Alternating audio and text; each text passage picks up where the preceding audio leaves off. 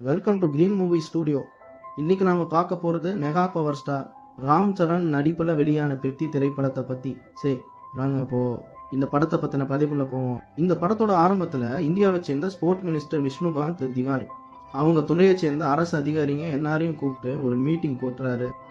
அதுல அந்த வருஷத்துக்கான ஒலிம்பிக் போட்டியில நம்ம இந்தியா 2 மெடல் தான் வாங்கியிருக்குன்னு சொல்லி ரொம்ப கோபமா அவங்கள திட்டுறாரு. அதோட நெக்ஸ்ட் மீட்டிங் உள்ள நீங்க எல்லாரும் கெஸ்ட் பிளேயர்ஸ் இங்க கூப்பிட்டு வரணும், அப்படி இல்லைன்னா ஸ்போர்ட்ஸுக்கு உண்டான பட்ஜெட் எதையுமே நான் உங்களுக்கு தரமாட்டேன் அப்படின்னு ரொம்ப ஸ்ட்ரிக்டாக அவங்கள்ட்ட சொல்லிடுறாரு.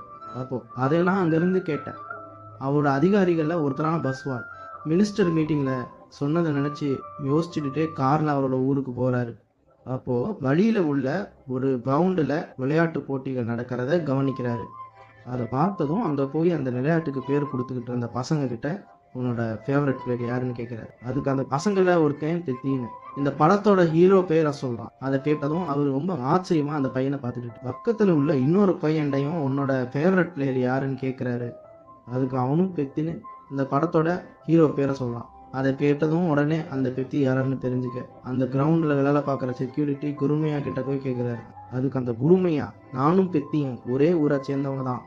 எங்க ஊர் விஜயநகர சாம்ராஜ்யத்துக்கு பக்கத்துல உள்ள ஒரு மலை அடிவாரத்தில் இருக்கு. எங்க ஊருக்குன்னு ஒரு பேரு கிடையாது. நாங்க போக ரோடு வசதியோ வாகன வசதியோ எதுவும் கிடையாது. எங்க குடும்பம் நிம்மதியா சாப்பிடணும்னா நாங்க எல்லாரும் அந்த மலையை சுத்தி நடந்து வந்து இந்த விஜயநகரத்துல தான் வேலை பார்க்கணும். அப்படி வேலை பார்த்து வாங்கின சம்பளத்தை மாசம் 2 நாள் லீவு போட்டு எங்க ஊருக்கு போய் பொண்டாட்டி பிள்ளைங்களை பார்த்து கொடுத்துட்டு வருவான். அதே போல பெத்தி நல்லா கிரிக்கெட் ஆடுவான். அவனோட திறமையை பார்த்த இந்த விஜயநகரத்து ஊர்ல உள்ள டீம் எல்லாரும் அவனை ஏலத்துல எடுத்து விளையாடுவாங்க. அவனை எடுத்து விளையாடுற எந்த டீமும் அந்த மேட்ச்ல தோக்காது. அப்படி இருக்கும்போது ஒரு நாள் பெத்தி அந்த டீமை உள்ள ஒரு பெரிய இடத்த பையனால கை வச்சுட்டான். அதனால அவங்க பெத்தி விளையாண்டு அடுத்த மேட்ச்ல அந்த 2 டீம் ஆட்களையும் ஒன்று சேர்த்து பெத்தி அவங்க ஊர் மக்கள் முன்னாடி தோக்கடிச்சு மலஜாதிகார கையை நீ எங்க மேலேயே கை வைக்கிறியா அப்படின்னு கேட்டு அசிங்கப்படுத்திட்டாங்க. அதே போல அதையெல்லாம் அங்கிருந்து பார்த்தேன். அந்த ஊரோட குஸ்தி வாத்தியார் கௌரவ நாயுடு தெத்திக்கிட்ட வந்து உன்னோட ஆட்டத்துக்கு இந்த மக்கள் முன்னாடி நல்ல ஒரு அடையாளம் இருக்கு, நீ என் கூட வா, உனக்கு நான் குஸ்தி கத்துறேன் அப்படின்னு சொல்லி கூப்பிட்டாரு. அதுக்கு பெத்தி அவர் சொன்ன எதையும் பெருசா எடுத்துக்கான நான் வரலன்னு சொல்லிட்டு அங்கிருந்து கிளம்பிட்டான். நாங்களும் அவனை அங்கிருந்து கூட்டி எங்க ஊருக்கு வந்துட்டோம். அப்பதான் எங்க ஊரோட தலைவர் அப்புறக்கூறி எங்க ஊருக்கு முன்னாடி போன ரயில் முன்னாடி வந்து விழுந்து இறந்துட்டாரு. அவரு எங்க ஊர் வழியா போற ரயில இங்க நிப்பாட்ட பல வருஷமா அரசியல்வாதிகள் கிட்டையும் அரசாங்க அதிகாரிகள் கிட்டையும் மனு கொடுத்து போராடினவர். அன்னைக்கும் ஒரு அரசியல்வாதி கிட்ட மனு கொடுக்க போயிருக்கிறாரு. அப்ப அவங்க அவரை கீழே தள்ளி விட்டு அசிங்கப்படுத்தி அனுப்பி விட்டுட்டாங்க. அந்த அசிங்கத்தை தாங்கிக்க முடியாதவர் நான் செத்தாவது எங்க ஊருக்கான ரயில எங்க நிப்பாட்டுவேன்னு முடிவு எடுத்து அந்த ரயில் வரும்போது முன்னாடி போய் விழுந்துட்டேன். அந்த நேரம் எங்க ஊருக்கு வந்து நாங்க அதை பார்த்ததும் ரொம்ப கோபமாகி அந்த ரயிலுக்கு ஒரு தண்டவாளத்தை உடைச்சிட்டோம். அப்போ இதையெல்லாம் தெரிஞ்சுக்கிட்ட எங்க ஊரோட போலீஸ் எங்க எல்லா பேரையும் கூட்டிக்கிட்டு போய் அடிச்சு சித்திரவதை பண்ணாங்க. அதோட எங்க ஊர் தலைவர் சூரியோட காடியையும் அனாதை போனப்பட்ட லிஸ்ட்ல புதைக்க சொல்லிட்டாங்க. அதை கேட்டதையும் எங்க சூரிக்கு நாங்க இருக்கோம், அவர் பாடியை எங்ககிட்ட கொடுங்க அப்படின்னு சொல்லி கேட்டான். அதுக்கு அந்த போலீஸ் உங்களுக்குன்னு ஒரு அடையாள அட்டை வர வரைக்கும் நீங்களே ஒரு அனாதைனா உங்ககிட்ட அந்த பாடியை கொடுக்க முடியாது அப்படின்னு சொல்லி எங்களை அங்கிருந்து துரத்தி விட்டுட்டாங்க. அந்த நேரம் அவனுக்கும் எங்க ஊர் மக்களுக்கும் நடந்த பிரச்சனைகளை யோசிச்சு பார்த்த பெத்தி இங்க நடந்த விஷயங்களை வெளி உலகத்துக்கு கொண்டு வரணும்னு முடிவு பண்ணான். அதுக்காக அந்த குஸ்தி வாத்தியாரை போய் நேரில் சந்திச்சு எனக்கு குஸ்தி கற்றுக் கொடுக்கன்னு கேட்டான்.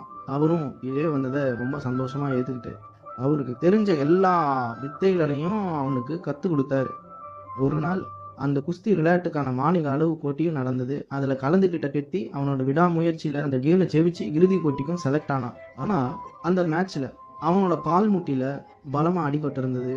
அதனால பெத்தி ஃபைனலுக்கு போக முடியாமல் போயிடுச்சு. அவனை செக் பண்ணி பார்த்த டாக்டர்ஸும் பெத்தியால் எந்த ஒரு மேட்சும் ஆட முடியாதுன்னு சொல்லிட்டாங்க. ஆனாலும் பெத்தி அவனோட தோல்வியை முழுசா ஏற்றுக்கல. அந்த அடிப்பட்ட காலோட டெல்லிக்கு கிளம்பி போனான். அங்கே போய் ரயில்வே மினிஸ்டர் அலோக் குமார் மேகாஜியை காத்து அவனுக்கு நடந்த விஷயங்களை எல்லாம் சொல்லி எங்கள் ஊருக்கு ரயில் சேவை வேணும்னு சொல்லி கேட்டான். ஆனால் அந்த மினிஸ்டர் மேகாஜியாவேன்னு சொல்ல வந்த எதையும் கேட்காம அவனை அங்கிருந்து அனுப்பி வச்சிடாரு. இருந்தாலும் பெத்தி அந்த விஷயத்த சும்மா விடல, வேற வழி என்ன இருக்கும்னு யோசிச்சான். அப்பதான் அந்த ஊரோட கிரவுண்ட்ல பெத்தி ஒரு விஷயத்த கவனிச்சான். அதுல கால் இல்லாதவங்க ஓடுறதுக்காகவே ஒரு ஓட்டப்பந்தயம் இருந்தது. அதை பார்த்ததும் அவனோட உடஞ்ச காரை ஓடுற ரயில் முன்னாடி விட்டு முழுசா உடைச்சிட்டு அந்த போட்டிக்கு போய் தயாரானான். ஒரு நாள் அந்த போட்டிக்கான நாள் வந்தது. அதுல கலந்துகிட்ட பெத்தி முதல் ஆளா ஜெயிச்சு அங்க வந்த மினிஸ்டர் பத்திரிகையாளர்கள் முன்னாடி எங்க ஊரை பத்தியும் இங்க நடந்த விஷயங்களை பத்தியும் எடுத்து சொல்லி எங்கள் ஊருக்கான தேரையும் எங்களுக்கான ரயிலையும் கூட்டிகிட்டு வந்தான் சார் அப்படின்னு அந்த குருமையா அந்த வந்த பஸ்வால்கிட்ட கெட்டியோட கதையை முழுசாக சொல்லி முடிக்கிறான். இப்போது இதை எல்லாம் கேட்ட பஸ்வால் குருமையாவை ஆச்சரியமாக பார்த்துட்டு, இப்படி ஒரு ஆட்டக்காரனை நாங்கள் எப்படி மிஸ் பண்ணோம், இதை கண்டிப்பாக நான் என் மினிஸ்டர்கிட்ட சொல்லுவேன் அப்படின்னு சொல்லிட்டு அவங்க ஊருக்காக நிப்பாட்டின அதே ட்ரெயினிலேயே ஏறி அவரோட ஊருக்கு கிளம்பி போய் அவரோட மினிஸ்டர்கிட்ட பெத்தியை பற்றியும் அவனோட ஆட்டத்தை பற்றியும் எடுத்து சொல்கிறாரு. அதோட இந்த படமும் முடியுது.